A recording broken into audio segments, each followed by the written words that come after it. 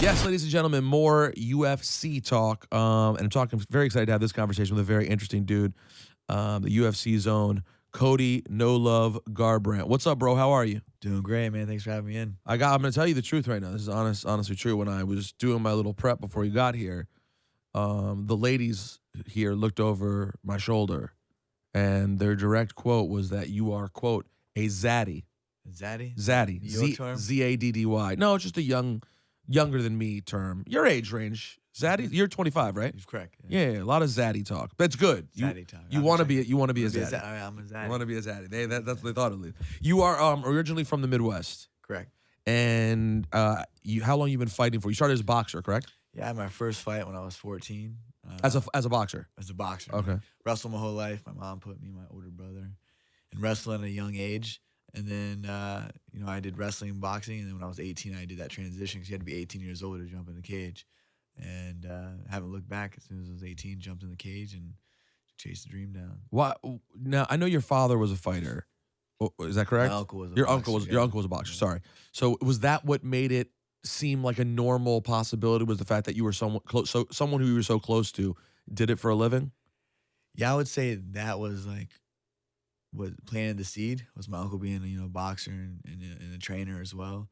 But I've always fought, ever since I can remember. I always was fighting. Either it was my brother or the neighborhood kids or whatever. So it was just natural, like something that I love to do was fighting, like whether it was in the street, whatever. And then I just transitioned into wrestling and getting in the gym and boxing and having my boxing fights and my MMA. So it was just so natural for me just to do that.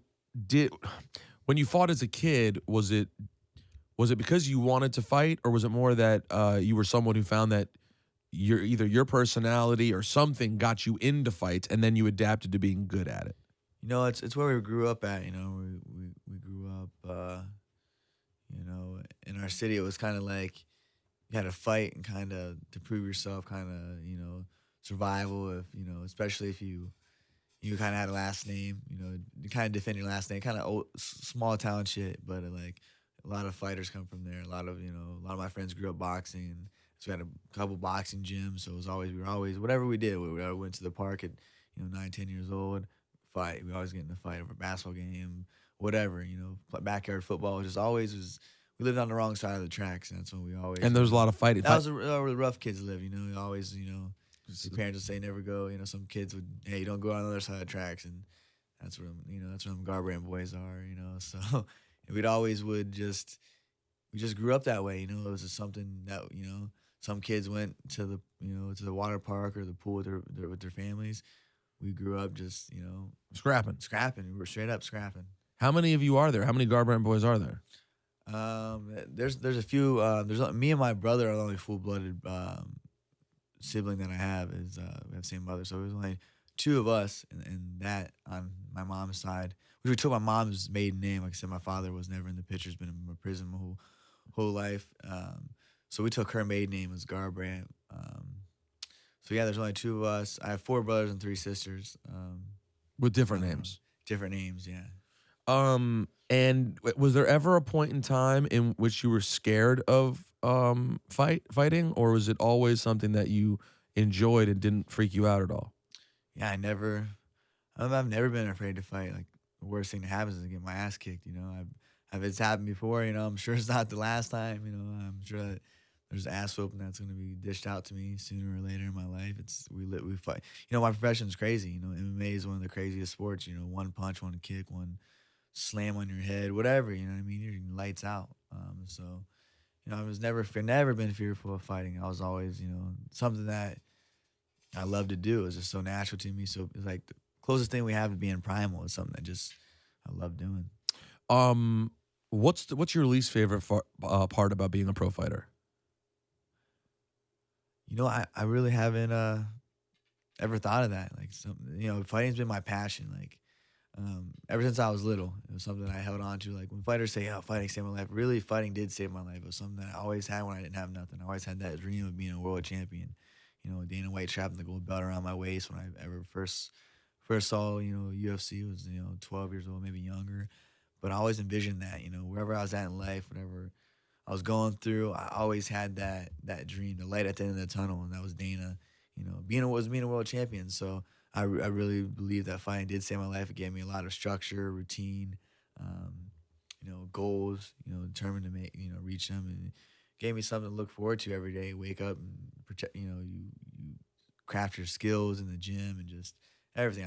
Fighting has taught me so much in my life. How do you learn how to separate it? Because once you get older and you become a professional, you have to be much more mindful about allowing a fight to happen in your personal life. When back in the day when you were a kid, that's how you did fight. So how do you end up drawing that line of like, now I fight professionally, I can't ever really solve things like that because it could jeopardize the professional fighting? Exactly. You worked so hard to get here, and worked.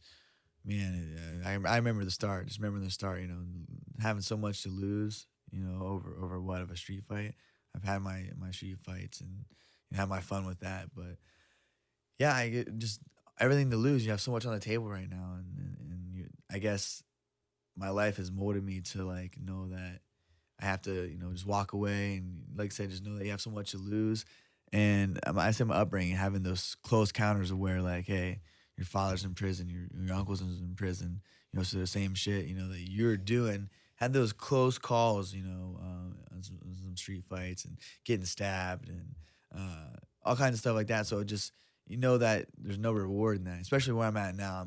I have the reward in my hands, and I'm on the cups of greatness.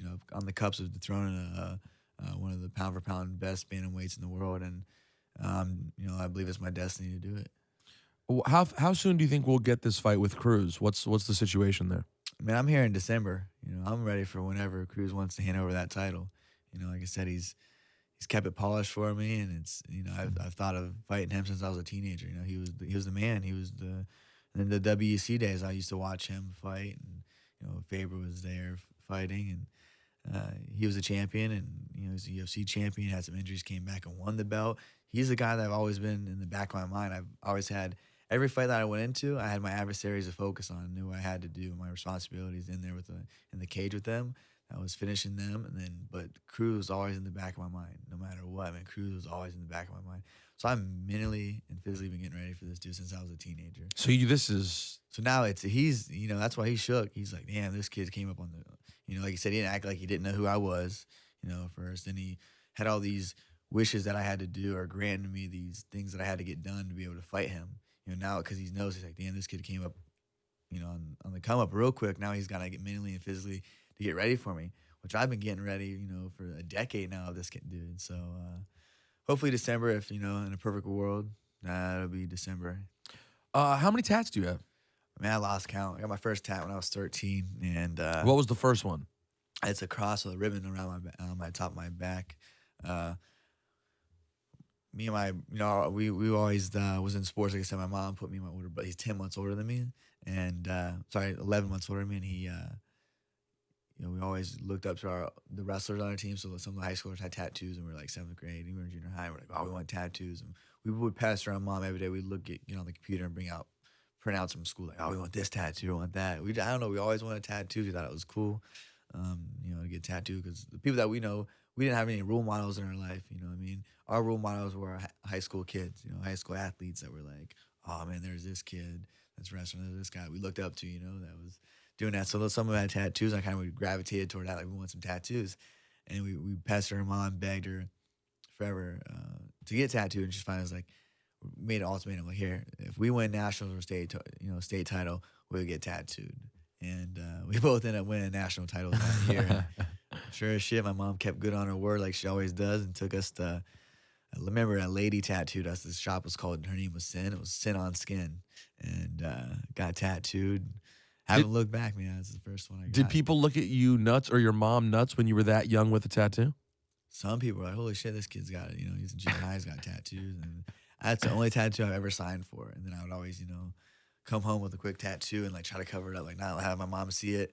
And then it just, it spread throughout. So she'd just be like, she's like, you're getting too many tattoos. Did you ever make a limit for yourself? Like, I'm not going to go onto the face or anything like that? Yeah, I'm not a fan of face tattoos. Like, I'm not saying if you got them, more power to you. You can rock them, good stuff. But yeah, and This is not for you. Yeah, up to the neck. At least I can cover it up with a turtleneck or a scarf. You know what I mean? But no. Face is a the game limit, changer. probably. Yeah, face is definitely a game changer. It's crazy. Like you got in the stages of like sleeve, like people look at your arm or the knuckles, like oh shit. Now neck, it's like everybody stares. Everybody stares, but it's not even that. It's like I've always loved art. Artwork. I was always fascinated in art class. Like art class was one of the classes I paid attention. Right. I always went to. I loved it. Growing up, always. And my uncle, like I said, when he was out of prison, he was a tattoo artist. He had a bunch of books. I always remember looking through his books of his drawings and sketches when he was even in prison. He had them, and so he was covering tattoos. My grandfather had tattoos. My father and my uncle, they all had tattoos. So I just was around everyone. A lot of people that had tattoos, and I thought that was like the norm for me. I was like, okay, cool. Like I'm gonna get tattooed too. Did your dad ever get out? No, he's still in. He's still in. Yeah, I think he has a 12-year sentence, and I think he's been in for over 9 years now. This is like he was out for a little stint. So he came out for a little while. A little bit, maybe. I don't know how like the duration of that period he was out of being incarcerated, but he's been in and out of prison my whole life. Man. Was he in your life at all when he? No, man, that's the thing. My mom was very smart and Kept him away even when he got out. Put us, gave us the best beginning that she could. And I'm blessed with the mother that I have, and knew that wasn't right upbringing to have him in our life. He was crazy, man. Like just a drug addict, man. Whatever, crack, cocaine, heroin, whatever. He was chasing a high, any high they could get, And the only relationship I had with him, when he was out, I think it was my sophomore year. I would sell drugs to him. That was it. That's how I knew him. He was out for a little bit, and he'd like call you up for, we our grandmas would get our number, like, hey, Cody, hey, Zach. He'd call us. My brother's name is Zach. He's like, you bring dad a Scooby snack. You know what I mean? So just shit like that. So that's the only relationship I would have with him. Not even a relationship. I was, just selling some weed when everyone wanted some weed. So that was it, man. That's as far as our relationship goes. And he's back in prison. I don't have any hatred towards him. I don't have any love for him because I really don't know him besides that. And what about your uncle? My uncle was my boxing trainer. He's been with me. This is your dad's brother? This is my dad's brother, yeah, Robert Meese. And he actually was, incarcerated as well. He was 15 years old, had a long term, got out. It was like said at 15 years old, went to state prison at 15 years old as a kid. He found the Lord in there, had an epiphany, got out, became very successful in his construction company, and started training fighters again. Tried to have a career, then had a family, had a divorce, and kind of his career was done, and he was focused more on training fighters, and that's where I came into place. He started training me, and at a young age, he always used to take us to the gym. Me and my brother. My mom never wanted us to box or do any of that kind of fighting stuff. She just didn't, put us in wrestling, but boxing was as far as she drew it. Does your uncle have any relationship with your dad? You know what? No. I mean, like I said, he's been in and out of prison, kind of like, he loves him because it's his, like we've talked, he loves him because it's his brother and it's his family, but he knows that he has an addiction problem. And even my Uncle Mike, the tattoo artist, was a heroin addict, was out. He came to a couple of my fights when he was out, and then he had a pending charge and did 5 years, and just recently got out, was out for maybe a little over a year, broke his parole, got, caught with some drugs and a gun, boom, back in, probably getting, another 10 years. So that side of my, family was like, hey, it was prison, drugs, violence, just didn't really see anything good on that, So I didn't want to be like that.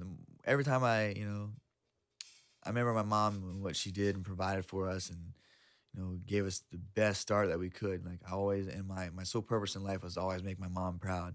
When I started going down the wrong path and doing that, I knew, man, my life just wasn't good. I wasn't happy. Good things weren't coming to me. And I knew because I wasn't making my mom proud. Like I said, my whole life I wanted to make my mom proud. That's all I wanted to do.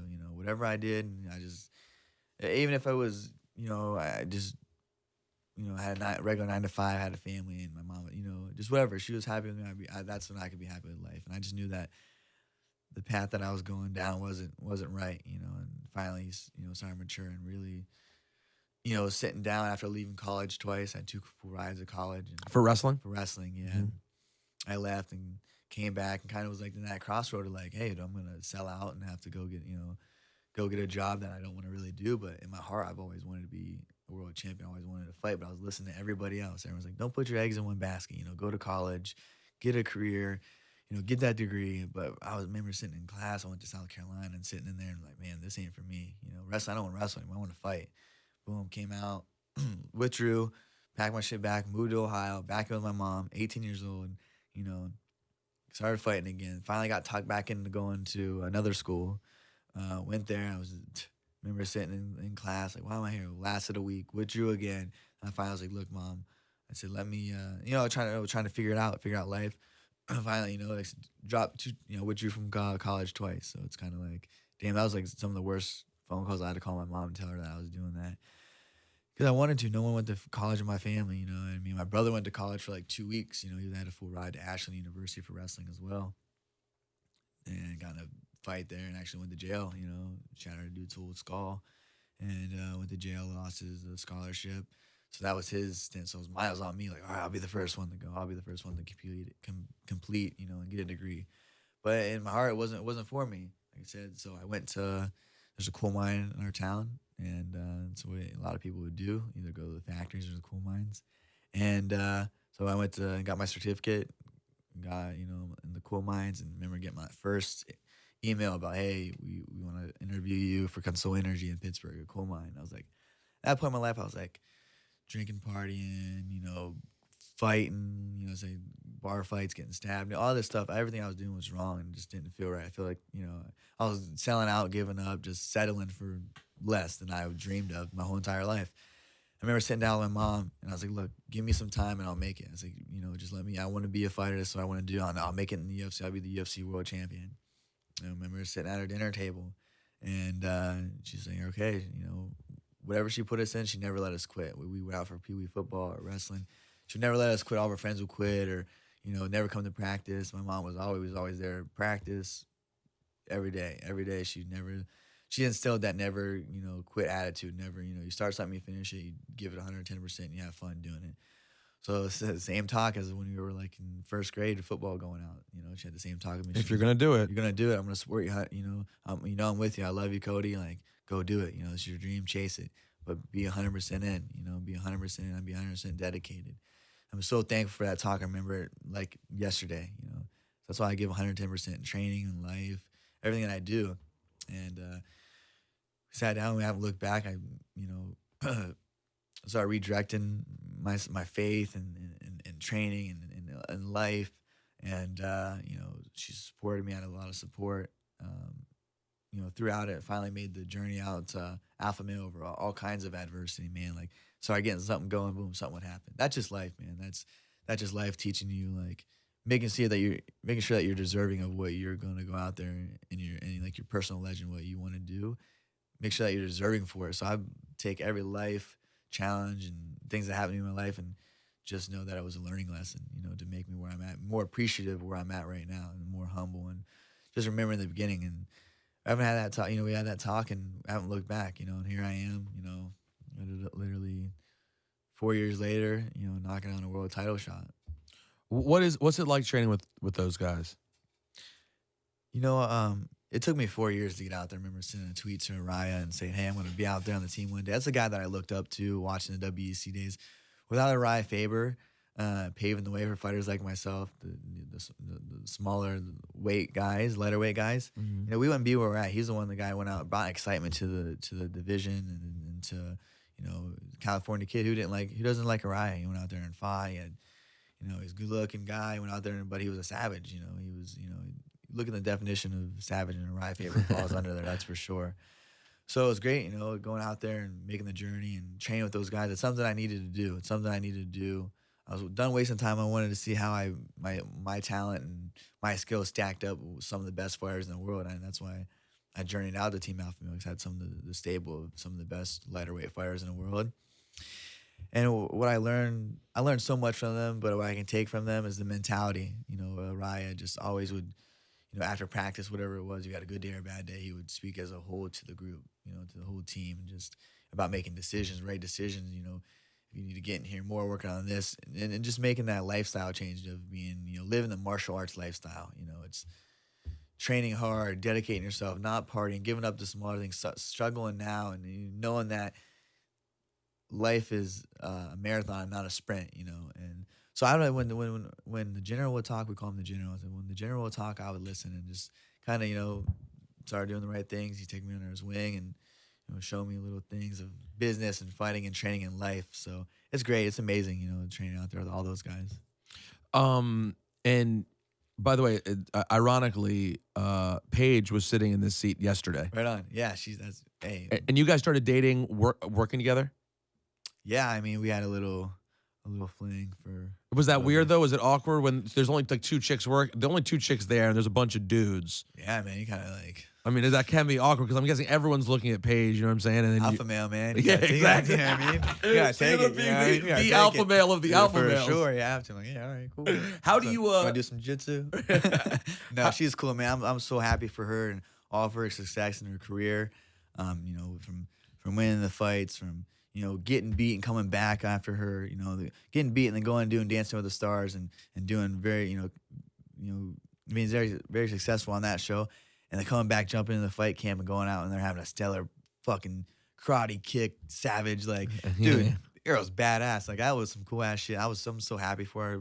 I'm happy that she's on our team and she's very good for the sport, and she gets it. And she's real with it too. I mean, she's real with it. Yeah. You might get caught off looking at her, and then you watch her fight, and you're like, whoa.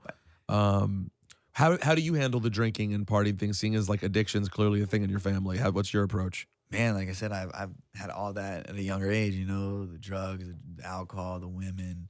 I went through that as early, so I had that out of my system to where I'm now. Where I'm at now, it's like, man, I've been there. I know what it does. I've had examples in my life. All right, you want to be like your father? Have a life behind bars, or do you want to see the world as I'm seeing it now? Like, I never could imagine the view that I get to see, and it's from hard work, dedication, and the other thing is just being a good dude, being a good person. At the end of the day, all this is done. You go home by yourself.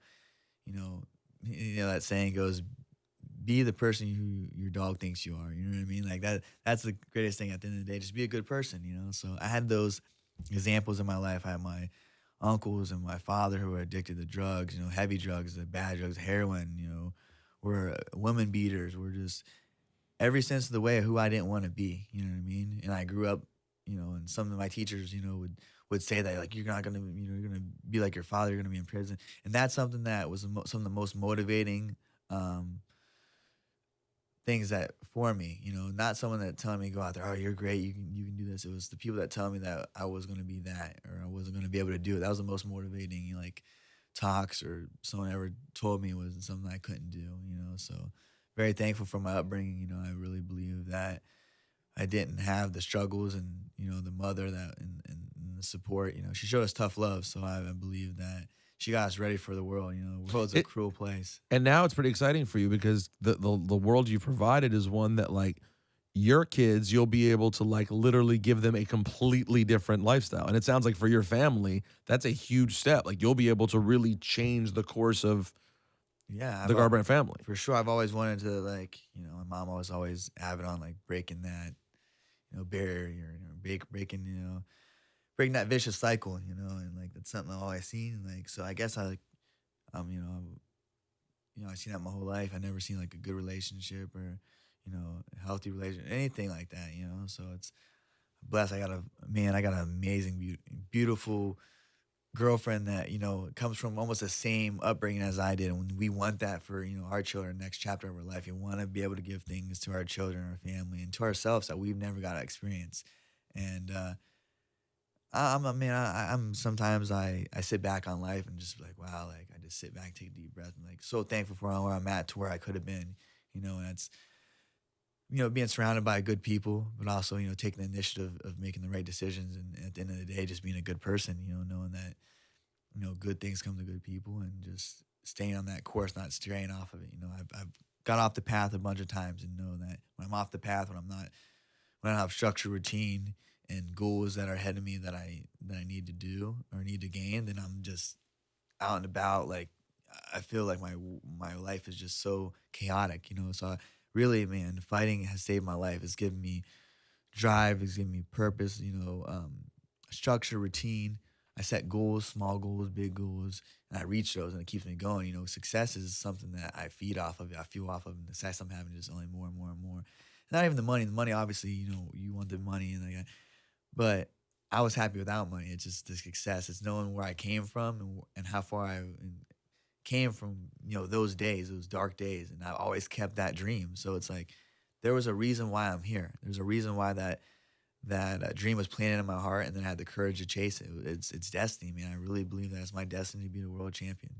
And where did No Love come from exactly? My uncle was Robert was my coach, and I used to go into the gym, sneak off the gym. My mom didn't want us in the gym, but I'll go. He had a stable of fighters that he was training professionally, and I go in there and give him work. You know what I mean? And I'd be busting him up. You know, like I said, I fight how I've always fought, and it's go in there and just take someone's head off. You know, that's how I always fought. So I was going in there sparring, and I was like 14 at the time, I think, and he was like, man, he's in there showing you guys no love. He's like, you guys are grown-ass adults. He's like, he's 14. He's, you know, my uncle's a ball buster, man, just would be like that, and we'd be laughing or whatever, and he goes, he's in here showing you no love, and it just stuck. It's like, Cody, no love, and I just ran with it. Hey, it's been really nice catching up and getting to know you. I had never heard that phrase, honestly, be who your dog thinks you are. No. I never heard that, but it's funny, but I relate to it completely because the way that your dog looks at you of like, you're the best. Oh my God, you do everything for me. You're always so consistent. Like, be that person. Wow. Yeah, I got a little French bulldog, a little shithead, man, but he'll look at you like, man, he's like, you're his best friend. Like, you want to take him a treat. He's always just like happy. Like, he thinks you're the best person in the world, you know? So I'm like, that's my dude. Yeah, for sure. For sure. Nice meeting you. Good luck getting this Cruz fight. I look forward to seeing you make your shot for the title, man. Appreciate it. Thanks for having me. Cheers. No love, man.